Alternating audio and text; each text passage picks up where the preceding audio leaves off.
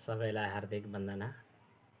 अब हामी मङ्गलाचरण सहित आजको सत्सङ्ग शुभारम्भ गर्छौँ। हरिः ॐ। वाङ्मे मनसि प्रतिष्ठिता मनो मे वाचि प्रतिष्ठितम् आविराविर्मयेधि वेदस्य म आणिस्तः श्रुतं मे मा प्रहाशीरनेनाधीतेन होरात्रान् सन्दधामृतं वदिष्यामि सत्यं वदिष्यामि तन्माम् अवतु तद्भक्तारमवतु अवतु माम् अवतु भक्तारम् अवतु भक्तारम्। ॐ शान्तिः शान्तिः शान्तिः। ॐ पूर्णमदः पूर्णमिदं पूर्णात् पूर्णमुदच्यते पूर्णस्य पूर्णमादाय पूर्णमेवावशिष्यते। ॐ शान्तिः शान्तिः शान्तिः। ॐ सहनाववतु सहनौ भुनक्तु सह वीर्यं करवावहै तेजस्विनावधीतमस्तु मा विद्विषावहै। ॐ शान्तिः शान्तिः शान्तिः। ॐ आप्यायन्तु ममाङ्गानि वाक्प्राणश्चक्षुः श्रोत्रमथो बलमिन्द्रियाणि च सर्वाणि सर्वं ब्रह्मोपनिषदं माहं ब्रह्म निराकुर्यां मा ब्रह्म निराकरोत् अनिराकरणमस्त्वनिराकरणं मे अस्तु तदात्मनि निरतेय उपनिषत्सु धर्मास्ते मयि सन्तु ते मयि सन्तु। ॐ शान्तिः शान्तिः शान्तिः। ॐ भद्रं कर्णेभिः शृणुयाम देवा भद्रं पश्येमाक्षभिर्यजत्राः स्थिरैरङ्गैस्तुष्टुवांशस्तनूभिर्व्यसेम देवहितं जदायुः। स्वस्ति न इन्द्रो वृद्धस्रवाः स्वस्ति नः पूषा विश्ववेदाः स्वस्ति नस्तार्क्ष्यो अरिष्टनेमिः स्वस्ति नो बृहस्पतिर्दधातु। ॐ शान्तिः शान्तिः शान्तिः। ॐ नमो ब्रह्मादिभ्यो ब्रह्म विद्या संप्रदायकर्तृभ्यो वंश ऋषिभ्यो महद्भ्यो नमो गुरुभ्यः। सर्वोपप्लवरहितः प्रज्ञानघनः प्रत्यगर्थो ब्रह्मैवाहमस्मि। ॐ अशुभानि निराचष्टे तनोति शुभसन्ततिं स्मृतिमात्रेण यत् पुंसां ब्रह्म तन्मङ्गलं परम्। ओङ्कारश्चाथ शब्दश्च द्वावेतौ ब्रह्मणः पुरा कण्ठं भित्त्वा विनिर्यातौ तस्मात् माङ्गलिका बुभौ अज्ञानतिमिरान्धस्य ज्ञानाञ्जनशलाकया चक्षुरुन्मीलितं येन तस्मै श्रीगुरवे नमः। नारायणसमारम्भां शङ्कराचार्यमध्यमाम् अस्मदाचार्यपर्यन्तां वन्दे गुरुपरम्पराम्। गुरु परम्पराको वन्दनापछि हामीले विषयको प्रतिपादन वा विवेचनको शैलीका लागि तत्त्वबोध पुस्तकलाई आधार ग्रन्थको रूपमा लिएका छौँ र हामीले वेदान्त प्रवेशिका शीर्षकमा वेदान्त दर्शनमा प्रवेशका लागि आवश्यक पर्ने आधारभूत विषयहरूको चर्चा गरिरहेका छौँ। अहिलेसम्म हामी 4 साधनहरूमध्ये नित्य अनित्य वस्तु विवेकको चर्चा गऱ्यौँ। नित्य भनेको के अनित्य भनेको के दुईटा वस्तुको विवेक हुनु पहिलो नम्बरको साधन हो। 4 साधनमध्ये 1 नम्बरको साधन हो। नित्य वस्तु एकं ब्रह्म तद् व्यतिरिक्तं सर्वम् अनित्यम् अयमेव नित्य वस्तु विवेकः। यो तत्त्वबोधको पंक्ति हो। के पुस्तक पढ्न थालेको होला खोइ हामीलाई त मेलोमेसो भएन भनेर चिन्ता मान्नु भएको छ हजुरहरूले। तत्त्वबोध नाम गरेको पुस्तक अगाडि राख्नु होला। तत्त्वबोध नाम गरेको सानो पुस्तक एकदम थोरै शङ्कराचार्यले आफ्नो आमाको लागि तयार गरिदिएको सानो पुस्तक, त्यसको केही पंक्तिहरू हामीले सुरु गर्यौं। अब अगाडि बढ्छौं। आज नित्य अनित्य वस्तु विवेकः कः।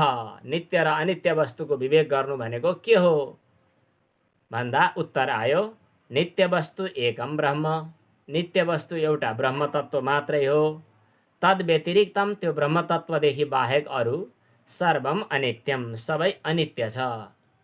अयमेव यही दृढ निश्चय हुनु नै नित्यानित्य वस्तु विवेक, नित्यानित्य वस्तु विवेक भनिन्छ र पहिलो नम्बरको साधन पुरा हुन्छ। पहिलो नम्बरको साधनको चर्चा गर्दा नित्य अनित्य वस्तुको विवेक गर्ने भन्दै गर्दा हामीले त्यसै क्रममा सत असत भन्ने शब्दले पनि विवेकको विचार गऱ्यौँ, अनि सत्य र मिथ्याको भनेर पनि कुरा गऱ्यौँ, जड र चेतनको पनि कुरा गर्दै थियौँ हामीले। त्यसपछि चाहिँ कार्यकारण भावको पनि कुरा गऱ्यौँ। यस प्रकार विभिन्न शीर्षकमा हामीले चाहिँ अधिष्ठान र अध्यस्तको पनि कुरा गऱ्यौँ, दृष्टि दृश्य विवेकको पनि कुरा गऱ्यौँ। नित्यानित्य वस्तु विवेक सम्बन्धी विभिन्न शीर्षकमा हामीले केही दिनदेखिबाट चर्चा गरिरहेका छौँ। अब यसपछि दोस्रो शीर्षकमा हामी जाउँ। इहा मूत्रार्थ फलभोग विराग भन्ने आयो। अब इहा मूत्रार्थ फलभोग विराग कह भन्ने शीर्षक छ। अब इहा मूत्रार्थ अनि फल भोग विराग कह। इहा मूत्रार्थ फलभोग विराग कह शब्द त यस्तो छ। इह भनेको यहाँ, अत्र भन्यो भने पनि यहाँ हुन्छ, इह भन्यो भने पनि यहाँ हुन्छ। यहाँ र अमूत्र भनेको उहाँ, यहाँ र उहाँ अमूत्र भन्ने छ। इह यसलाई छुट्याएर बुझ्ने, अनि त्यसपछि अमूत्र भनेर छुट्याएर बुझ्ने, अनि अर्थ भनेर छुट्याएर बुझ्ने। इह भनेको यस लोकको, अमूत्र भनेको अर्को लोकको अर्थात् यस जन्मको अथवा अर्को जन्मको। अर्थ भनेको विषयको, फल भोग्न, फलभोग भनेको फल भोग्नमा, विराग भनेको राग नहुनु। इह अमूत्र अर्थ फलभोग विराग कह। यहाँ र वहाँको विषय फल भोग गर्ने इच्छा नराख्नु अथवा वैराग्य हुनु भनेको के हो भनेर प्रश्न गरियो। यो तत्त्वबोधको पाठमध्ये कहीँ कहीँ चाहिँ यति छ, विराग कह भनेर यति लेखिएको छ। कहीँ कहीँ चाहिँ इहा मूत्रार्थ फलभोग विराग कह भनेर लेखिएको छ। दुवै पाठको खासै फरक परेन। यस लोकमा इह भनेको यस जन्ममा अहिले यहाँ प्राप्त हुने फलको भोग गर्ने इच्छा हुनु। जस्तै टन्न धन सम्पत्ति कमायो, राम्रो घर जम गरेर बस्यो, अनि पैसा धेरै कमायो, राम्रो गाडी किन्यो। यो के भयो भन्दा ऐहलौकिक फल सम्बन्धी कामना भयो। यति गर्न पाए त हुन्थ्यो, एउटा राम्रो गाडी किन्न पाए त हुने थियो भन्ने इच्छा हुनु, राम्रो घर बनाएर बस्ने रहर छ भन्ने इच्छा हुनु। त्यो के भयो? ऐहलौकिक भन्छन्। यस लोकमा प्राप्त हुने फलको भोग गर्ने इच्छा। अनि यस लोकमा प्राप्त हुने फलको भोग गर्ने इच्छा त सर्वसाधारण सबैको पनि हुन्छ, स्थूल दृष्टिले पनि हुन्छ। त्यसभन्दा अलिकति एक कदम अगाडि गयो भने अर्को दृष्टिले विचार गर्दा बरु यस जन्मका सुख भोग जे होलान् होलान्, मरेपछि पाइने स्वर्ग फल भोग चाहिँ पाउनै पर्छ भनेर अमूत्र भनेको उहाँको, उहाँ भन्नाले स्वर्गको फल, स्वर्गमा गएर अप्सराहरूसँग रमण गर्ने इच्छा छ। कति वर्षसम्म भन्दा अनन्त वर्षसम्म, धेरै वर्षसम्म। केही महिना पहिले एकजना कोही भक्तले लाखबत्ती बाल्ने भन्नुभयो। अनि ठिकै छ, लाखबत्ती बाल्ने भनेर मन्दिरमा आश्रममा व्यवस्था मिलाइयो। एकजना पण्डितजीलाई सङ्कल्प पढ्न पनि अथवा पण्डितजीको काम गर्न पनि जिम्मेवारी दिइयो। पण्डितजीले लक्ष्यवर्ती प्रज्वलन विधि भन्ने पुस्तक खोल्नुभयो, अनि त्यो पुस्तकमा लेखिएको सङ्कल्प भट्याउन थाल्नुभयो। त्यो सङ्कल्पमा के लेखिएको रहेछ भने, यो मैले बाती जो काट्दैछु, यो बाती काटेको प्रत्येक बातीको लाख लाख वर्ष सङ्ख्यक अवधिसम्म स्वर्गलोकमा अप्सराहरू सहित स्वर्गका विमानमा रमण गर्ने इच्छाले म यो लाखबत्ती बाल्छु, सङ्कल्प त्यस्तै छ, त्यस्तै लेखिदिया छ पण्डितजीले, त्यही भनियो, सबै कुरा बुझिँदैन। अनि कहिले कहिले पृथ्वीदान भूमिदानको कुरा आउँछ। भूमिदान पृथ्वीदान गर्दा मैले जुन पृथ्वी दान गर्दैछु, यो पृथ्वीमा जति माटाका कणहरू छन्, ती कणहरूले प्रत्येकले गणना गरेको 1,000 वर्ष पर्यन्त कति हजार वर्ष हुन्छ, त्यति हजार वर्षसम्म स्वर्गलोकमा बस्ने इच्छाले म यो पृथ्वी दान गर्दैछु, यस्तो खाले सङ्कल्प त्यहाँ पनि लेखिएको हुन्छ। के रहेछ कुनी, यो हेमाद्री नाम गरेका एकजना चतुर्वर्ग चिन्तामणि ग्रन्थ लेख्ने कर्मकाण्डका ठुला विद्वान हुनुहुन्थ्यो। हेमाद्रीले एउटा सङ्कल्प लेख्नु भएको छ, हेमाद्रीकृत सङ्कल्प भनेर प्रसिद्ध छ। चतुर्वर्ग चिन्तामणि भन्ने धर्मशास्त्रको ग्रन्थ प्रसिद्ध छ।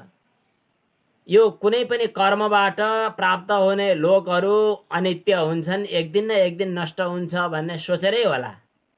अनन्तकालसम्म अक्षय पुण्य लाभका लागि, अक्षय स्वर्ग पद प्राप्तिका लागि भनेर सङ्कल्पमा लेखिएको हुँदैन। अचेल पण्डितजी बाठा भएर भन्दैलान् त्यो छुट्टै कुरा हो, तर मूल पुराना पुस्तकहरूमा त्यो लेखिदिएको हुँदैन। यसको तात्पर्य के हो भने, जति धेरै करोड लाख अरब खरब जे परार्ध पर्यन्तका अथवा त्यहाँभन्दा पनि बढी वैदिक गणितले सिद्ध गरेका 50औं सङ्ख्याका 50औं अङ्क लगाएर हुने सङ्ख्याका वर्षको गणना गरे पनि बरु गर, तर अनन्तकालसम्म अक्षीण पुण्य हुँदैन। एक दिन न एक दिन त्यो पुण्य क्षय हुन्छ, क्षीण हुन्छ भन्ने त्यो सङ्कल्पको तात्पर्य देखिन्छ। कतिपय यजमानहरू, कतिपय अलि वेदान्तमा लागेका भक्तजनहरू, श्रद्धालुहरू, साधकहरू, जिज्ञासुहरू, मुमुक्षुहरूले के भन्छन् भने, यो सङ्कल्प चाहिँ यसरी धेरै पढ्नु आवश्यक छैन, मलाई चाहिँ यस्तो खाले सङ्कल्प आवश्यक छैन, यो त गर्नुपर्दछ भनेर गरेको हो, सङ्कल्पमा धेरै अलमल नगर्नु होला भनेर भन्छन्। त्यो परिस्थितिमा पनि हामीले 3टा सङ्कल्प चाहिँ भन्ने गर्छौँ। एउटा चाहिँ चित्तशुद्धि होस्,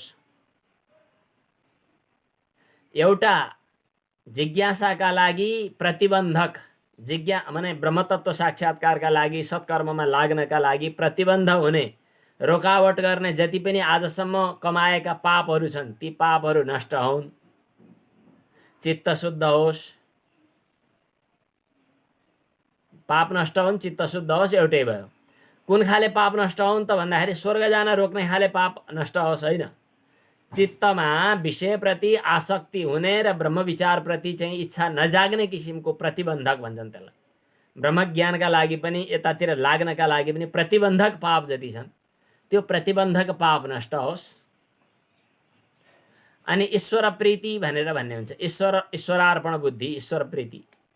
ईश्वर प्रीति भगवान प्रसन्न हुनुहोस् पनि नभन्न बेस हुन्छ भन्ने पनि केहीको भनाइ छ, तर जे होस् हामी चाहिँ त्यो भन्छौँ। ईश्वरार्पण बुद्धिले अनेन कर्मणा भगवान ईश्वरः प्रियताम तत्सत न मम, ईश्वर प्रसन्न हुनुहोस् यो इच्छा पनि राख्न पाइन्छ अहिले, किनभने हामी अझै पनि सङ्कल्प गर्दैछौँ।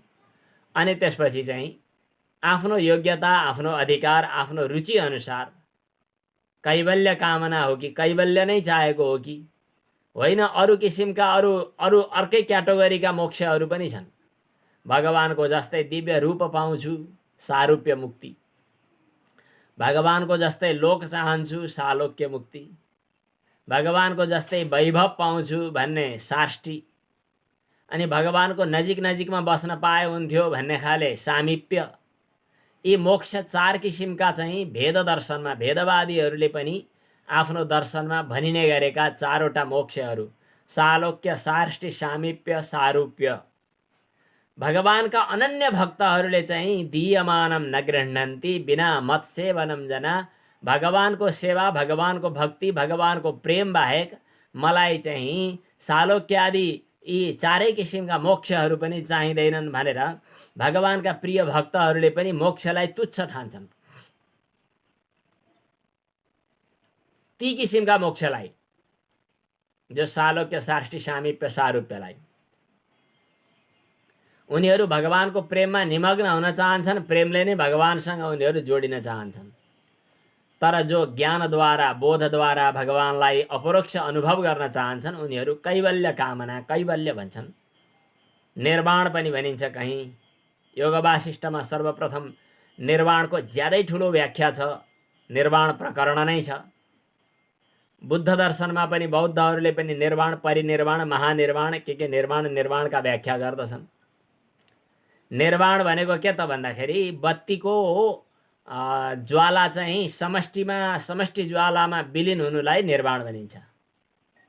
दीपो यथा निर्वृतिमभ्युपेत नैवावनिं गच्छति नान्तरिक्षं दिशं न किंचित् विदिशं न किंचित् स्नेहक्षयात् केवलमेति शान्तिम्। दीपो यथा निर्वृतिमभ्युपेतः, दीपः बत्ती, यथा जसरी, निर्वृतिम अभ्युपेतः निर्वाण अवस्थामा पुगेपछि कहाँ गयो भन्ने, त्यो लड्यो बत्तीको त्यो ज्वालाको लास लड्यो तल, लडेन। अनि आकाशतिर गयो, कहाँ जानु, गएन। पृथ्वीमा आयो, त्यहाँ पनि आएन। हावातिर पस्यो, त्यो पनि आएन। कहाँ गयो भन्नु पर्दैन। लोकान्तर गमन पनि छैन, यहीँ लड्ने पनि छैन, कहीँ हिँड्ने सल्किने पनि छैन। निर्वाण अवस्थामा पुगेको बत्ती। दीपो यथा निर्वृतिमभ्युपेतः नैवावनिं गच्छति नान्तरिक्षं दिशं न काञ्चित्, कुनै दिशातिर गयो भन्ने छैन। विदिशं न काञ्चित्, कुनै विदिशातिर गयो भन्ने पनि छैन। स्नेहक्षयात् केवलमेति शान्तिं, स्नेह नष्ट भयो। स्नेह अर्थात् तेल सकियो, बाती पनि डढ्दै गयो। गत वर्ष लकडाउनको बेला श्रीमद् भागवतको हैन, हामीले के भागवतकै यहाँ हजुरहरूसँग सत्सङ्ग गर्दै थियौँ। हजुरहरूलाई थाहा छ होला, त्यतिखेर श्रीमद् भागवतको घरमा पनि अनुष्ठान चलिरहेको थियो। 7 दिन जति मैले हजुरहरूका साथमा समयको व्यत्यास पनि गरेको थिएँ गत वर्ष वैशाखको 22 गतेदेखि। त्यस पछाडि अहिलेसम्म घरमा बत्ती बलेको बलिरहोस् भन्ने इच्छा भयो। अखण्ड नै त भन्न सकिँदैन, तर बत्ती बलिरहोस् भन्ने चाहना छ। तेल राखिदियो, बत्ती बलिरहन्छ। कहिले कहिले आफू दायाँ बायाँ गएको मौका पर्यो होला, तेल सकियो, अनि बत्ती पनि त्यहाँबाट ज्वाला, त्यो आफ्नो जो छ नि बाती पनि जलेछ। बाती पनि जल्दै जल्दै जल्दै पात्रको पुच्छरमा पुगिसकेछ। अब बाती पनि छैन, तेल पनि छैन, बिचरा त्यो अग्निको ज्वाला के गरोस्। अब सकियो। बाहिरबाट भित्र फर्केर आउँदा त बत्तीमा त ज्वाला त छैन। त्यो ज्वाला कहाँ गयो होला भनेर यता खोजेको उता खोजेको, कहीँ पनि भेटिएन। भेटिँदै नभेटिएको शास्त्रमा विचार गर्दा त्यो बत्तीको अवस्थालाई भन्दा रहेछन् निर्वाण, शान्ति।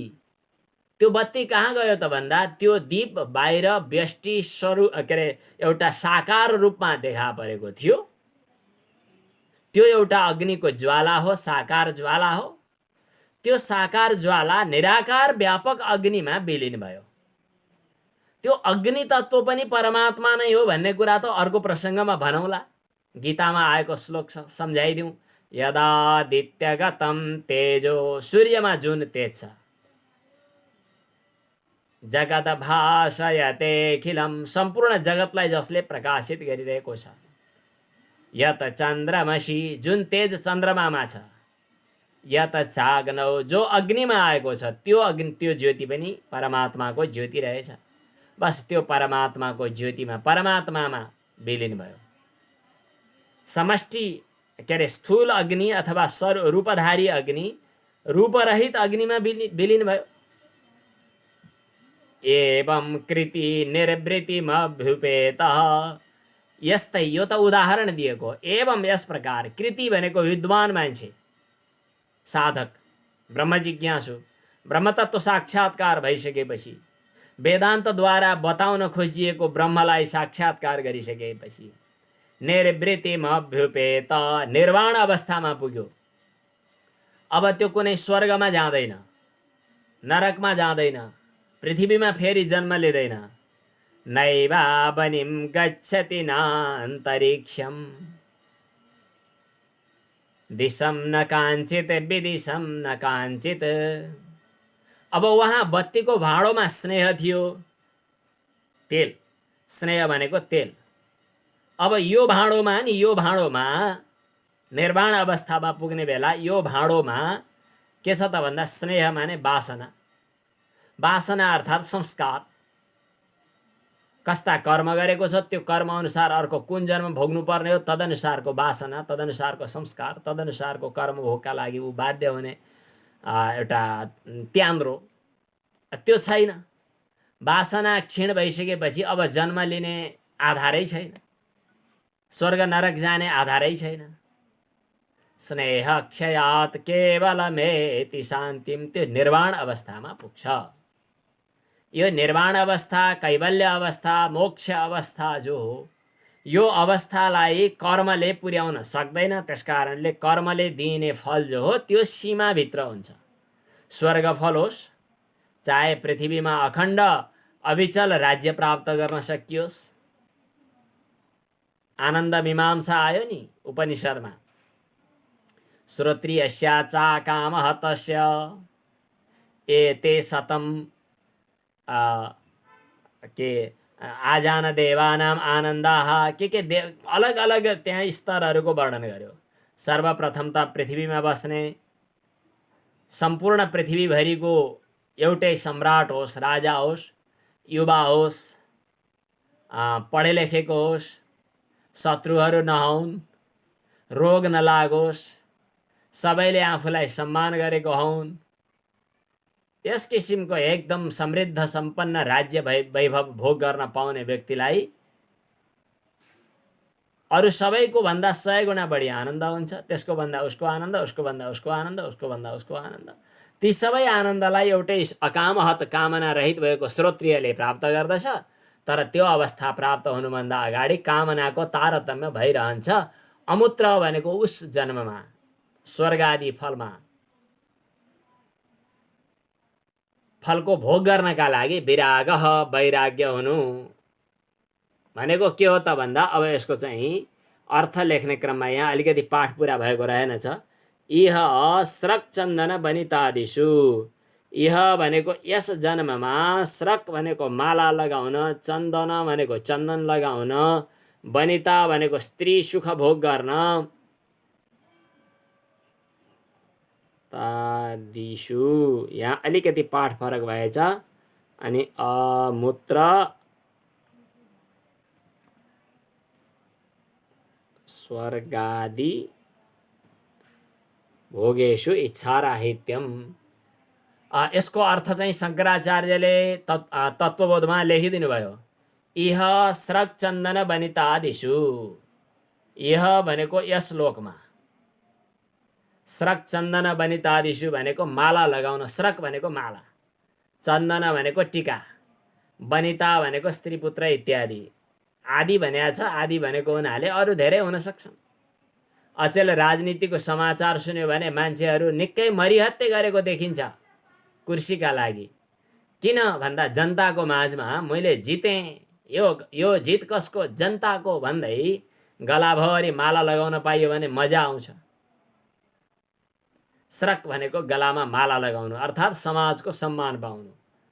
चन्दन भन्नाले चन्दन लगाउनु त छँदैछ, त्यसबाहेक यसको उपलक्षण विधया यसले के भन्न खोज्यो भने लौकिक भोगहरू, धन सम्पत्ति प्राप्त गर्नु, महँगो कपडा लगाउनु, महँगो गहना भिर्नु, घरमा चाहिँ महँगा महँगा सामग्रीहरू लिएर आउनु, घर सजाउनु, घरका सामग्रीहरू घरै टल्काउनु, चिटिक्कको यो सेरोफेरोमा सबभन्दा अचम्मको राम्रो घर कसको छ त भन्दा आफ्नै नाम ल्याउन् न छरछिमेकले। राम्रो घर देखेर त्यसको भोग गर्नु। वनिता भनेको स्त्री पुरुषको भोग, पुत्र भोग, पुत्र सुख भोग, छोरा नातिहरू काखमा लिएर चट्ट पिँढीमा बसेर क्या आनन्द इत्यादिमा इच्छा हुनु, यो पनि एक किसिमको राग हो। अनि रागको सँगसँगै द्वेष पनि आउँछ। द्वेष भनेको जुन दिन वस्तु प्राप्त भयो राग भयो, वस्तु प्राप्त भएन तुरुन्तै द्वेष सुरु भयो। कुर्सी प्राप्त गरे हुन्थ्यो, जित्न पाए हुने थियो भन्यो, राग भयो। मेरो अनुकूल कुर्सी मेरो अनुकूल भएन, अरूले नै कुर्सी त उछुट्याउँछन् कि जस्तो लाग्यो भने अनि रिस भयो, क्रोध भयो, द्वेष भयो। यसलाई द्वेष भन्छन्। गीताको दोस्रो अध्यायमा राग र द्वेषको कुराहरू कस्तो राम्रोसँग ध्यायतो विषयान् पुंसः विषयको चिन्तन गर्ने व्यक्तिहरूको तेषु सङ्गः उपजायते सङ्गस्तेषु उपजायते त्यसमा आसक्ति गर्न थाल्छन्। सङ्गात सञ्जायते कामः जब त्यसमा आसक्ति बढ्छ कामना बढ्छ। अनि काम भनेको चाहना, चाहना बढ्दै गर्दा चाहनाको सीमा त हुँदैन, कति चाहेपछि कति चाहने भन्ने कुराको कुनै सीमा हुँदैन। एको वष्टि शतं सति दशशतं लक्ष्यम सहस्राधिपः। 1 रुपियाँ चाहेको पाएको मान्छेले कति चाहन्छ त भन्दा 10 रुपियाँ पाए त मेरो काम चल्ने थियो, धनी हुने थिएँ भनेर 10 रुपियाँको लागि ऊ हैरान गर्छ। 10 रुपियाँ पाउँदाखेरि ऊ ज्यादै खुसी हुन्छ। एको वष्टि शतं सति दशशतं 1 रुपियाँ पाउन खोजेकाले 10 रुपियाँ पाउन खोज्छ, 10 रुपियाँ पाउन खोजेकाले 1000 रुपियाँ 100 चाहन्छ, 100 पाइसकेपछि 1000 चाहन्छ। एको वष्टि शतं सति दशशतं लक्ष्यम सहस्राधिपः 1000 पाएकोले लाख चाहन्छ। लक्षेशः क्षितिपालतां क्षितिपति लाख रुपियाँ, करोड रुपियाँ, अरब रुपियाँ, खरब रुपियाँ अनि धन सम्पत्ति, जमिन जग्गा, घर गाउँ, काठमाडौँ, विदेश, स्विट्जरल्यान्ड, अमेरिका, अस्ट्रेलिया अनि त्यहाँको राजनीति अनि फेरि विश्व सम्राट, संयुक्त राष्ट्र संघ। कामनाका सीमा छैनन् भन्नका लागि एउटा नीतिशास्त्रमा प्रसिद्ध श्लोक छ। तृष्णावधि को गतः तृष्णाको सीमा कहाँ पुरा हुन्छ र भन्ने प्रसङ्ग आएको छ। स्वर्गको मालिक बन्न, स्वर्गको अधिपति भइसकेपछि स्वर्गमा पनि फेरि एउटा समस्या आउँछ अरे। स्वर्गमा पनि के हुन्छ अरे भन्दाखेरि आफूभन्दा कम क्याटेगोरीको सिटमा बस्ने अथवा तल्लो स्तरमा बस्नेहरूप्रति चाहिँ जुङ्गाको ताउ लगाउन मन लाग्छ। तैँले भन्दा त मैले चाहिँ अलि राम्रो भिआइपी स्वर्गको स्तर प्राप्त गरेको छु भनेर। अनि आफूभन्दा बढी प्राप्त गरेका, सुख प्राप्त गरेकाहरूसँग चाहिँ फेरि ईर्ष्या हुन्छ। त्यसले चाहिँ बढी प्राप्त गरेछ, कसरी गर्यो होला, त्यसको चाहिँ खुट्टा तान्न पाए हुने थियो भन्ने किसिमको त्यहाँ पनि हुन्छ। त्यसलाई साङ्ख्य दर्शनमा, साङ्ख्य कारिकामा सुरुमै बताउनु भयो कि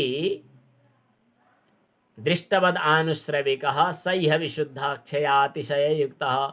क्षयदोष र अतिशय दोष त्यहाँ हुन्छन्। क्षयदोष भनेको चाहिँ फेरि मिटर माइनस भयो भनेर हामीले पहिले पनि चर्चा गऱ्यौँ होला। अब कुन दिन क्षय हुन्छ भन्ने दोष पनि आउँछ र अतिशय भनेको त्यहाँभन्दा बढी अर्काले अतिशय फल प्राप्त गर्यो भन्ने पनि हुन्छ।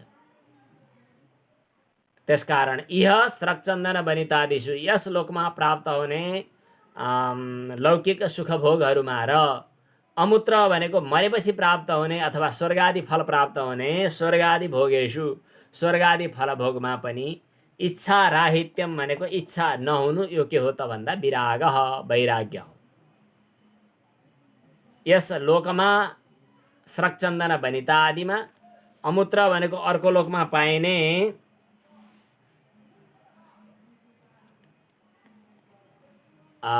विषयहरूमा स्वर्ग भोग इच्छामा इच्छा राहित्यम इच्छा नहुनु त्यसलाई नै के भनिन्छ त वैराग्य भनिन्छ।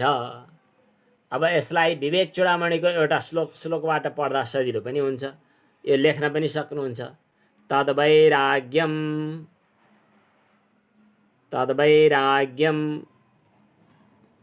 मुमुक्षासा दर्शन श्रवणादिभिः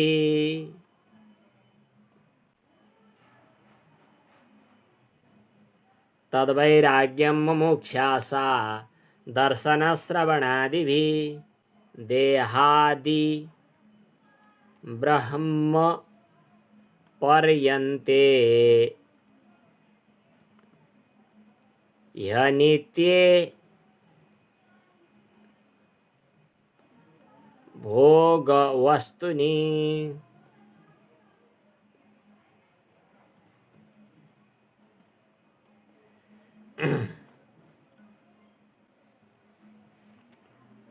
तद्वैराग्यम जुगुप्सा सा मुमुक्षा होइन रहेछ, यहाँ त जुगुप्सा पो हो त, यो बिग्रेछ है। जुगुप्सा जुगुप्सा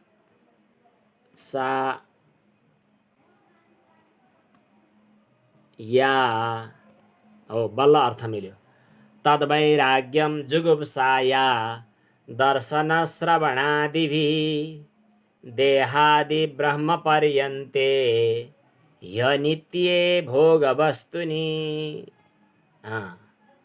तद्वैराग्यम, त्यसलाई वैराग्य भनिन्छ। हामीले विरागको कुरा गर्दैछौँ।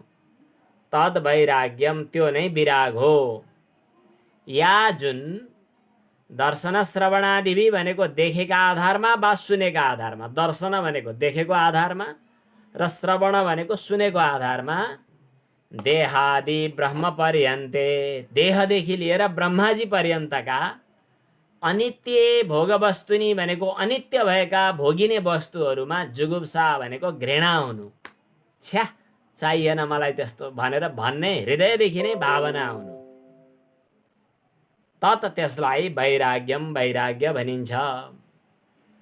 फेरि यसको अर्थ, दर्शन श्रवणादि भनेको देखे सुनेको आधारमा, देहादि ब्रह्म पर्यन्ते, देहदेखि लिएर ब्रह्म पर्यन्तका, अनित्य भनेको के भन्छ, विनाशी, अनित्य, नाशवान भोग वस्तुनि, भोग गरिने वस्तुमा या जुगुप्सा, जो घृणा हुन्छ। घृणा भनेको दिगदार लाग्नु, छ्या यस्तो त चाहिएन मलाई भनेर भन्ने भित्रबाट भाव आउनु। त्यसलाई के भनिन्छ त भन्दा वैराग्यम, वैराग्य भनिन्छ। श्लोकको अभ्यास पनि गर्नु होला, कण्ठै गर्नु होला। तद्वैराग्यम जुगुप्साया, विद्यार्थीहरूलाई त ल सुना त भनेर भन्ने चलन थियो, हजुरहरूलाई भन्दिनँ म, किन साधक हुनुहुन्छ। तर कण्ठ गर्नु होला। खाली हुँदाखेरि मनमा गुनगुनाउन मन लाग्दा यी श्लोकहरू आउँछन्, मजा आउँछ। तद्वैराग्यम जुगुप्साया दर्शन श्रवणादिभिः देहादि ब्रह्म पर्यन्ते ह्यनित्ये तद्वैराग्यम जुगुप्साया। तद्वैराग्यम, त्यसलाई वैराग्य भनिन्छ। या जो दर्शन श्रवणादिवि अनित्य भोग वस्तुनि, ब्रह्मादि देहादि ब्रह्म पर्यन्ते अनित्य भोग वस्तुनि जुगुप्सा, तद्वैराग्यम, जुगुप्सा भनेको घृणा, भो चाहिएन मलाई भन्ने भावना आओस्। केका लागि? देहादि, शरीरदेखि लिएर स्वर्गलोक ब्रह्मलोक पर्यन्त सबै अनित्य छन्। ब्रह्माजीको लोक पनि एउटा समय पुरा भएपछि छुट्छ, ब्रह्माजीको शरीर पनि छुट्छ, ब्रह्माजी पनि बुढो हुनुहुन्छ, ब्रह्माजीको पनि आयु हुन्छ। एक कल्प भनेको त ब्रह्माजीको एक दिन हो। ब्रह्माजीको 100 वर्ष भइसकेपछि, एक दिन होइन, वर्ष दिन भएपछि 100 वर्ष भइसकेपछि ब्रह्माजीको पनि आयु सकिन्छ। आयु सकेपछि ब्रह्माजी पनि समाप्त हुनुहुन्छ। ब्रह्मा पर्यन्तका भोग वस्तुहरू अनित्य छन्। यी अनित्य भोग वस्तुहरूमा जुगुप्सा भनेको घृणा बुद्धि हुनु, यो चाहिँ वैराग्य हो। हामीले पहिलो दिन भन्नाले पहिलो प्रकरणमा धेरै दिन लगायौँ। पहिलो प्रकरणमा हामीले चाहिँ विवेकको कुरा गर्यौँ। विवेक भनेको नित्य वस्तु एकम ब्रह्म तद व्यतिरिक्तम सर्वम अनित्यम। विवेक भनेको छुट्याउने, विचिर पृथक भावे। चामल केलाउँदा बिया र चामल छुट्याए जस्तै आत्मा र अनात्मा, नित्य र अनित्य वस्तु केलाउने भन्ने किसिमको पहिलो चरणमा हामीले पाइला राख्यौँ। साधनाको पहिलो खुड्किलामा हामी त्यो कुरा गर्यौँ। अब विवेक भनेको के हो भन्दा राम्रो नराम्रो छुट्याउनु। विवेक गरिसकेपछि, छुट्याइसकेपछि काम नलाग्ने चिजलाई अलग गरेर काम लाग्ने चिजलाई आफूले लिन सकियो भने विवेक गर्नुको अर्थ भयो। बियाहरू फ्याँक्नु, भुसहरू फ्याँक्नु, चावल लिनु अथवा कंकड पत्थरहरू छ भने त्यसलाई फ्याँक्नु, यो गरियो भने विवेकको प्रयोजन सफल भयो, पूर्णता भयो। एउटा विवेकको प्रयोजन पूर्ण भयो, विवेकको निष्कर्षमा पुगियो, विवेक गर्नुको एउटा फल प्राप्त भयो। यदि विवेक त गर्यो तर निष्कर्षमा पुगिएन भने विवेकको कुनै अर्थ छैन। पहिलो नम्बरमा विवेक गरियो भने विवेक पछाडि यसको निष्कर्ष के हो त भन्दा देह अनित्य रहेछ, आत्मा नित्य रहेछ। देहका भोगहरू अनित्य रहेछन्, आत्मा नित्य रहेछ। अनि विषय भोगबाट प्राप्त हुने दुखै दुःख रहेछ, आत्माको अनुभवमा हुने सुखै सुख रहेछ। अनि यिनीहरूको साक्षी चाहिँ आत्मा सत रहेछ। अनि त्यो सतका अनि त्यसको कल्पना मात्र भएका यी विषयहरू मिथ्या रहेछन्, असत रहेछन्। यी सबै वस्तुहरू जड रहेछन्, आत्मा चेतन रहेछ। अनि यी वस्तुहरू दुःखरूप रहेछन्, आत्मा चाहिँ आनन्द रूप रहेछ। यस प्रकार विवेक भयो। अब विवेक भइसकेपछि यसको पर्यवसान अथवा यसको निश्चय के हुनु पर्यो त भन्दा जुन वस्तु मैले स्वीकार गर्नुपर्ने हो, लिनुपर्ने हो, त्यसलाई लिन्छु। जुन वस्तु छुट्ने हो, जुन वस्तु बेइमान छ, जुन वस्तुले मलाई साथ दिँदैन, जुन वस्तुले मलाई धोका दिन्छ, त्यस्ता धोकेबाज वस्तुको पछि म लाग्दिनँ भनेर निर्णय गर्नु, यो नै वैराग्य हो। आखिरमा स्वर्गादि फलभोगमा आसक्ति नहुनु भनेको के हो त भन्दा विवेकको दोस्रो चरण। पहिलो पाइला विवेक, दोस्रो चरण वैराग्य, दोस्रो पाइला वैराग्य। वैराग्यले के गर्यो त भन्दाखेरि आत्मा मात्र, परमात्मा मात्र मैले प्राप्त गरिने वस्तु हो, त्यसबाहेक अरू वस्तुको पछि लाग्नु हुँदैन भन्ने ठानेर ती वस्तुहरूप्रतिको दोष दृष्टि, ती वस्तुहरूप्रतिको नश्वर बुद्धि, क्षणभङ्गुर बुद्धि, यो हुनु नै विवेक भयो। ब्रह्मादि देहादि ब्रह्म पर्यन्ते भोग अनित्य भोग वस्तुनि या जुगुप्सा तत् वैराग्यम। केही देखेका कुराहरूमा राग हुन्छ, केही सुनेका कुराहरूमा राग हुन्छ। स्वर्गादि फल सुनेका आधारमा राग भयो। यहाँका फलभोगहरू ओहो त्यो छिमेकी कहाँ कस्तो राम्रो, मैले पनि त्यस्तै पाए हुने थियो, देखेका आधारमा राग भयो। दर्शन श्रवण आदि राग हुनु कि देखेका आधारमा हुन्छ कि सुनेका आधारमा हुन्छ, यी दृष्ट श्रुतका आधारमा हुने जो भोग वस्तुहरू हो तिनीहरूमा चाहिँ अनित्य छन् भनेर जुगुप्सा हुनु, यसलाई वैराग्य भनिन्छ। यसको कुरा यहाँ आयो। अब वैराग्य शब्दको अर्थ गरौँ। राग पहिला आयो।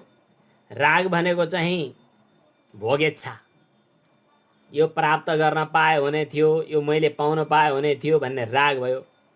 राग नहुनुलाई विराग भनिन्छ र विरागको भावलाई वैराग्य भनिन्छ।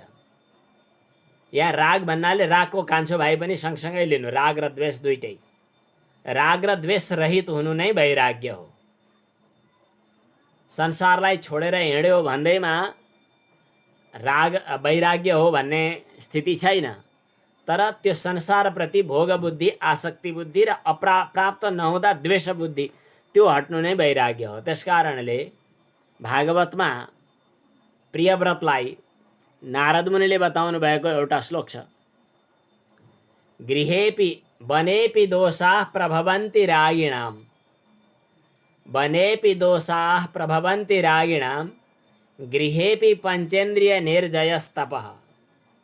घरमा गएर पनि यदि विषयमा आसक्त हुन खोज्ने हो भने राग भइ नै रहन्छ। केमा राग हुन्छ? एउटा कमण्डलुको बारेमा राग होला, एउटा मृगचर्मको सम्बन्धमा राग होला। देवघाटमा आइसकेपछि पनि फुल टिप्नका लागि छिमेकीको बारीमा गएर लामो हात गरेर फुल चर्याप्प बिरुवा समेत निमोट्ने गरी अलिकति भए पनि फुल तानिहाल्न पाए हुन्थ्यो, राग होला। गङ्गाजीमा गएर स्नान गरेर पनि स्वर्ग फल भोगको इच्छा भयो भने त्यसमा राग होला। भजन कीर्तन गर्ने क्रममा मालामा राग, भजनको रागमा राग। रागका विभिन्न क्षेत्रहरू छन्।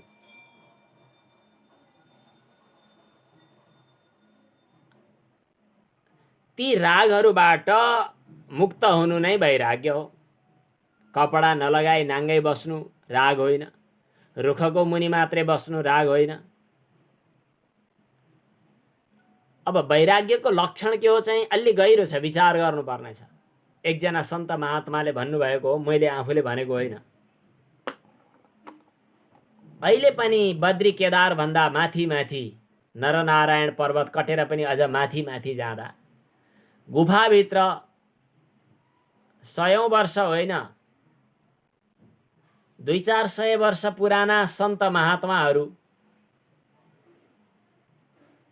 तपस्वीहरू जाडामा पनि कपडा नलगाइकन पनि कटकटाउँदो जाडोमा पनि बसिरहेका छन्, साधना गरेर बसिरहेका छन्। अब केही साधु सन्त महात्माहरू त हामीले देखेकै छौँ।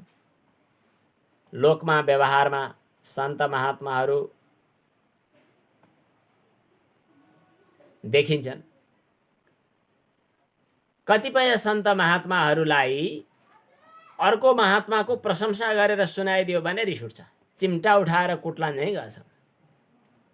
के भन्नुपर्छ, हजुर जस्तो त गुरुजी कोही देख्या छैन संसारमा। अच्छा, ठिक छ, आफ्नो प्रशंसा गरिदियो भने खुब खुसी हुने अनि फलफुल प्रसादहरू पनि दिने। अब उसका सामनेमा अर्काको प्रशंसा गर्दा उसका अनुहारमा कस्तो रेखा परिवर्तन हुन्छ एकदम छिटो छ। यो वैराग्यको भएको र नभएको भन्ने कुरा थाहा पाउनका लागि, यद्यपि सन्तहरूको परीक्षा गर्ने होइन, आफ्नो परीक्षा गर्नलाई भनेको। त्यो पल्लो गुफामा हुने महात्मा हुनुहुन्छ नि, उहाँ त ओहो यस्तो सिद्ध हुनुहुँदो रहेछ, मैले त उहाँलाई गुरु बनाउने इच्छा गरेँ, उहाँ त त्यो पल्लो गुफामा बस्नुभएको साँच्चै नै सन्त महात्मा हुनुहुँदो रहेछ, आहा भनिदिइसकेपछि उस्तै परे, चिम्टा उठाएर कुट्ला, भएन भनेदेखि बिस्तारै बिस्तारै कतै न कतैबाट फेरि जरा तान्ने खोइरो खान्ने कामहरू सुरु हुन्छ। यसले के सङ्केत गर्दछ त भन्दा, कपडा त्यागेर अनि चिसो तातो सहन सक्ने क्षमता कमाएर वा वस्तुहरूको परित्याग गरेर पनि हृदयभित्रको राग चाहिँ निवृत्त हुन गाह्रो हुन्छ। कतिपय ब्रह्मचारी भएर बस्ने, आजीवन विवाह गर्दिन भनेर बस्नेहरूमा थाहा नपाइकन फेरि स्त्री सुख भोगको आसक्ति बढी भएको देखिन्छ। त्यो कसरी त भन्दा, अकस्मात मुखबाट स्त्री विषय कुराहरू उठेर घृणाकै दृष्टिले सही एकदम खत्तम हुन्, यिनीहरू त एकदमै यस्तो उस्तो, यिनीहरूलाई म देख्न चाहन्न, यिनीहरू टाढा टाढा हुनुपर्दछ, हैट भनेर जे गरेर हुन्छ, कहिले घृणा गरेर कहिले आसक्ति गरेर कहीँ न कहीँबाट त्यसमा भोगेच्छा हुन सक्छ। यो कुराको परिभाषा भगवान श्रीकृष्णले अर्जुनलाई स्पष्ट दिनुभएको छ। विषया विनिवर्तन्ते निराहारस्य देहिनः। विषय त्याग गर्न सजिलो छ, विषयको भोग नगर्ने बानी बसायो भने विषय छुट्दै जान्छ। निराहारस्य भनेको आहरण नगर्दा, विषय ग्रहण नगर्दा विषयाः विनिवर्तन्ते, विषयहरू हट्दै जान्छन्। अर्थात् कपडा लगाउने हाम्रो बानी छ, केही पुस्तासम्म कपडा नलगाउने बानी भएका पनि भयो भने, अथवा केही वर्षसम्म केही समयसम्म कपडा नलगाइकन पनि चिसो तातो खप्न सक्ने हामी बन्छौँ। कतिपय मान्छेहरू हात माथि गरे गरे यो भगवानलाई चढाइदिए भन्छन्, मिल्छ त, त्यसै गर्दा गर्दै भएकै छ। कतिपय मान्छेहरू खडेश्वर बाबा भएर बसिरहन्छन्, बस्नै परेन उसलाई, हामीहरू बस्दा पनि सजिलो भयो कि भएन कि भनेर यहाँ यताउति सोफा मिलाउनु, आसन मिलाउनुको हैरान हुन्छ। विषय भोग गर्न छोडिदिँदै गऱ्यो भने त्यो नगर्न मिल्छ। उदाहरणको लागि, हामी अलिकति नुन मिसाएको सागसब्जी खान चाहन्छौँ, नुन भएन भने हाम्रो खानेकुरा अलिनु हुन्छ, तर नुन नखाने बानी गर्यो भने त्यो नखाँदा पनि हुन्छ। विषय भोग, स्त्री पुरुषका विषय भोगहरू पनि भोग नगर्ने बानी गर्यो भने नगर्दा हुन्छ, गर्ने बानी भयो भने अरू भोग गरौँ भन्ने मन लागिरहन्छ। के भन्ने छ नि उसमा, हविषा कृष्णवर्तमेव भूय एवाभिवर्धते, न जातु कामः कामानाम् उपभोगेन साम्यति। विषय भोग गर्दै गर्दा शान्त हुन्छ भन्ने हुँदैन। न जातु कामः कामानाम्, जातु कहिल्यै पनि, कामः विषय भोग गर्ने इच्छा, कामानाम् उपभोगेन विषयको भोगै गरेर चाहिँ न साम्यति, शान्त हुँदैन। न जातु कामः कामानाम् उपभोगेन साम्यति। न जातु, जातु भनेको कहिल्यै पनि, न जातु कामानाम्, न जातु कामः कामानाम्, कामः भनेको विषय भोग गर्ने इच्छा, कामानाम् उपभोगेन विषय भोगै गरेर जातु कहिल्यै पनि न साम्यति, शान्त हुँदैन।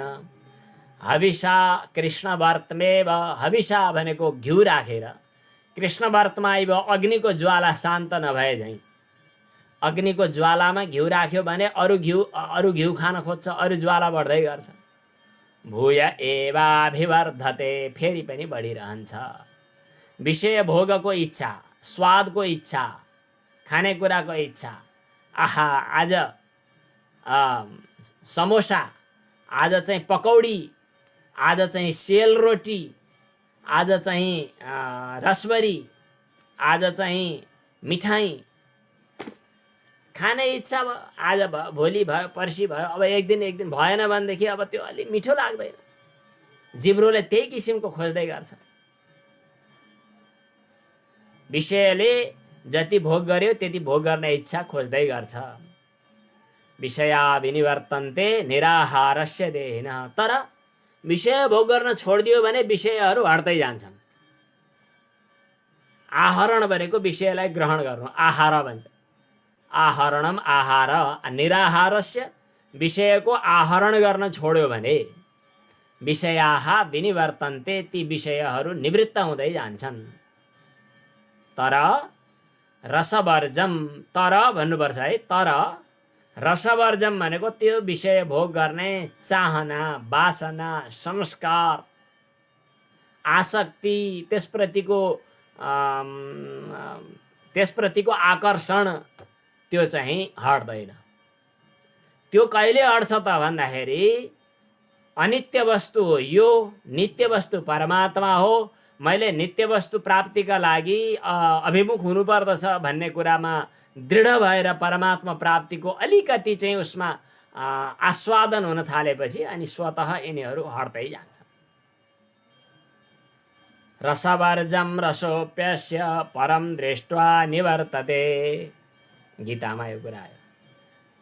तद्वैराग्यम जुगुप्सा या दर्शन श्रवणादिभिः देहादि ब्रह्म पर्यन्ते ह्यनित्ये भोग वस्तुनि। यस प्रकार विषय परित्याग गर्दैमा राग हुँदैन, वैराग्य हुँदैन। विषय परित्याग होइन कि विषय प्रतिको आसक्ति परित्याग भएपछि वैराग्य हुन्छ। अब वैराग्य भयो कि भएन भन्ने कुराको कसी, प्रमाण, परीक्षा गर्ने आधार हजुरहरू जति पनि साधक सुन्दै हुनुहुन्छ, हजुरहरूले मनमा म यो दोस्रो चरणको साधनामा परिपूर्ण भएँ कि भइन त? यो वैराग्य रूपी दोस्रो साधन। पहिलो के? विवेक। विवेकले सत छुट्यायो। जड चेतन, मिथ्या सत्य, कार्यकारण, यी सब कुराहरू विवेकले छुट्यायो। अब वैराग्यले के गर्न पर्यो त भन्दा असततिर होइन सततिर, धोकेबाजसँग होइन स्थायीसँग, अनित्यसँग होइन नित्यसँग हामी अभिमुख हुनु पर्यो। भनेपछि अनित्य वस्तुहरूतिर वैराग्य हुनु। विषय भोग गर्न चाहने व्यक्तिहरूलाई, संसारको विषय भोग गर्न रमाइरहेका व्यक्तिहरूलाई सोध्नुहोस्, तिमी यो विषय भोग किन गरिरहेका छौ? किन धन सम्पत्ति कमाउँछौ? किन तिमी मिठो खान खोज्छौ? किन तिमी बिहेबारीमा रमाउँछौ? किन तिमी धन सम्पत्तिमा रमाउँछौ भनेर सोध्यो भने उसको एउटै मात्र उत्तर हुन्छ कि सुख प्राप्त गर्नका लागि। यसमा कुनै विवाद छैन।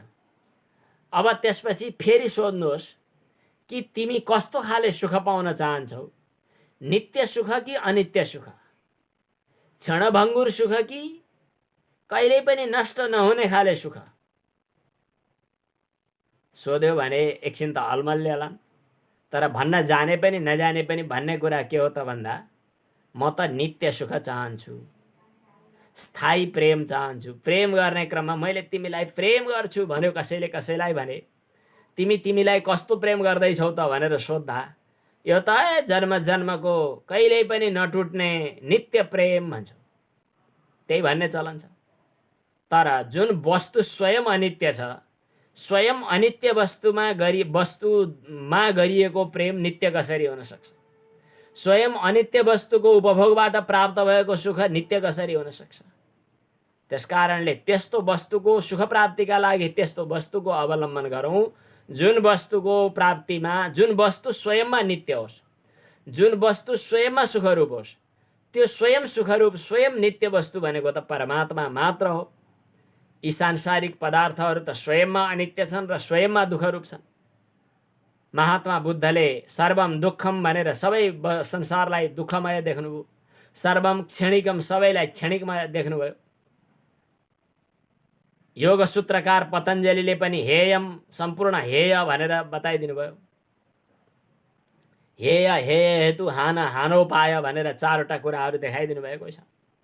भनेपछि हामी त्यस्ता वस्तुहरूको खोजी गरौँ जुन वस्तु स्वयंमा नित्य छ, स्वयंमा आनन्द स्वरूप छ भनेर निर्णय गर्ने। र मैले प्रसङ्ग उठाउँदै थिएँ, म वैराग्यमा निष्ठावान भएँ र वैराग्य साधनामा म पूर्ण भएँ भन्ने कुराको प्रमाण के हो भने वस्तुको प्राप्तिमा आसक्ति, मन हुरहुर, मनको चञ्चलता, मनमा अझ आसक्ति र मनमा एक किसिमको रुमल्लिनेपन नआउनु र प्राप्त नहुँदा अशान्ति नहुनु, प्राप्ति र अप्राप्ति दुवैमा समान हुनु।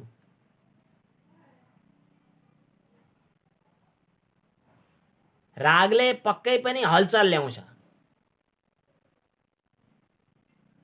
क्रोधले त झन बढी चाहिँ हावाहुण्डरी नै मचाइहाल्छ। समुद्रमा हावाहुरी लागेको पनि छैन भन्ने कुरा कसरी थाहा पाइन्छ त भन्दा समुद्रको सतह शान्त छ भने हावाहुरी आएको छैन र तरङ्ग उठेको छैन भन्ने कुरा थाहा हुन्छ। खाली भएको बेला के गरौँ के गरौँ के गरौँ के गरौँ, मोबाइल चलाउँ कि समाचार हेर्न कुदौँ कि भनेर छटपटाहट हुन्छ कि हुँदैन? विषय प्राप्त हुँदा वा नहुँदा दुवै अवस्थामा मनमा समानता, शान्ति, सन्तुष्टि, प्रसन्नता हुन्छ कि हुँदैन? हो, त्यो मनमा शान्ति हुनु वैराग्यको लक्षण हो। वस्तु प्राप्त नहुँदा पनि मनमा शान्ति हुनु वैराग्यको लक्षण हो। वस्तु प्राप्ति नहुँदा पनि मनमा छटपट नहुनु, त्यसप्रति आसक्ति नहुनु, त्यसप्रति मनको चाहिँ आकर्षण नहुनु, यो नै वैराग्यको लक्षण हो। त्यो भनेको स्वस्वरूपमा स्थित हुनु। पतञ्जलि मुनिले तदा द्रष्टुः स्वरूपे अवस्थानम, द्रष्टाको आफ्नो स्वस्वरूपमा स्थिर रहनु भनेर भनिदिनु भयो। आत्मस्वरूपमा स्थिर रहनु। गीतामा भगवान श्री कृष्णले भन्नुभयो, यम लब्ध्वा नापरम लाभम, यम लब्ध्वा चापरम लाभम मन्यते नाधिकम ततः। जुन वस्तुलाई प्राप्त गरिसकेपछि यहाँभन्दा अर्को लाभ हुन्छ, यहाँभन्दा अर्को विशेष प्राप्त गर्न योग्य वस्तु कुनै छ भन्ने किसिमको आसक्ति जुन वस्तुलाई प्राप्त गरिसकेपछि हुँदैन। यस्मिन् स्थितो न दुःखेन, जुन तत्त्वको अनुभवमा स्थिर रहँदा गुरुणापि दुःखेन न विचाल्यते, ठुलो दुःखले पनि उसलाई हलचल गराउँदैन। यम लब्ध्वा नापरम लाभम, यम लब्ध्वा चापरम लाभम मन्यते नाधिकम ततः। यस्मिन् स्थितो, जुन तत्त्वमा स्थिर भएर रहँदा, यस्मिन् स्थितो न दुःखेन गुरुणापि, गुरुणापि दुःखेन भनेको भयङ्कर डरलाग्दो ठुलो दुःखले पनि न विचाल्यते, विचलित हुँदैन। केही पनि भन्नु पर्दैन। अहिले त झन् यो कसी, यो चाहिँ प्रमाण परीक्षा सर्वत्र छ्यास्छ्यास्ती उपलब्ध छ। ममा वैराग्य छ कि छैन भन्ने कुरा थाहा पाउन पक्कै पनि सचेत हुनुहुन्छ, समाचार सुन्नुहुन्छ, राजनीतिका कुराहरू। देश बिग्रियो, बर्बाद भयो। राजनीति, कोरोना महामारी, छरछिमेकीहरूको मृत्यु, आफ्नै प्रियजनको वियोग, यी पीडाहरूद्वारा मनमा हलचल पैदा हुन्छ कि हुँदैन? कर्तव्य गर्नु, कोही केही अप्ठ्यारोमा परिरहेको छ उसलाई सहयोग गर्नु, ईश्वराराधना बुद्धिले, भगवानको आराधनाको बुद्धिले आराधना गर्नु, कर्म गर्नु, श्रद्धा गर्नु, सम्मान गर्नु, व्यवहार गर्नु, यो छुट्टै पाटो। त्यसमा राग र द्वेषले र वैराग्यले केही पनि फरक पार्दैन। वैराग्य भनेको बाह्य रूपमा परित्याग गर्नु हुँदै होइन, कहिलेकाहीँ बाह्य रूपमा परित्याग नगर्दा राग बाँकी रहन्छ भन्ने डर लाग्यो भने त्यो परिस्थितिमा यत्किञ्चित समय यत्किञ्चित सीमाभित्र रहेर बाह्य वस्तुहरूको परित्याग पनि हुन सक्छ। तर बाह्य वस्तुको परित्याग वैराग्यसँग कुनै नातो छैन। हृदयभित्र, मनभित्र, अन्तःकरणभित्र यी बाह्य विषयहरूले, बाह्य समाचारहरूले, बाह्य तरङ्गहरूले हलचल पैदा गर्छन् कि गर्दैनन्, त्यो वैराग्यको लक्षण हो। बस स्वस्वरूपमा स्थित रहँदा विचारका तरङ्गहरूको उछाल आउने र जाने नहोस्, त्यो नै वैराग्यको लक्षण हो। आत्मनिष्ठ रहनु, आत्मातिरिक्त वस्तुनिष्ठताको परित्याग गर्नु, यो वैराग्यको लक्षण हो। वैराग्यका सम्बन्धमा भागवतले पनि ज्ञान र वैराग्य भक्तिका छोरा भन्यो। भक्तिद्वारा थाहा नपाइकन वैराग्य, विचारद्वारा, विवेकद्वारा स्वाभाविक रूपमा हुने वैराग्य, अनुभवबाट पनि हुने वैराग्य, यी वैराग्यहरू साधनाका दोस्रो चरणमा आउने महत्त्वपूर्ण विधाहरू हुन्। आज संक्षिप्त रूपमा साधनाको दोस्रो चरणमा आउने यी वैराग्य सम्बन्धी विषयहरूको चर्चा भयो। 8 बजेभन्दा पछाडि नजाने भन्ने हाम्रो सरसल्लाह हुन थालेको छ। अरू कार्यक्रमहरूमा जोडिनुपर्ने बाध्यताको कारणले यो सूचना प्राप्त गरेको छु। त्यसैले म आज घडीतिर दृष्टि दिँदै थिएँ। यही आज वैराग्यसँग सम्बन्धी विचार विमर्श पूर्ण हुन्छ। ओम पूर्णमदः पूर्णमिदं पूर्णात् पूर्णमुदच्यते पूर्णस्य पूर्णमादाय पूर्णमेवावशिष्यते। ओम शान्तिः शान्तिः शान्तिः। आकाशात् पतितं तोयं यथा गच्छति सागरे सर्वदेव नमस्कारं केशवं प्रति गच्छति। ओम नमो नमः।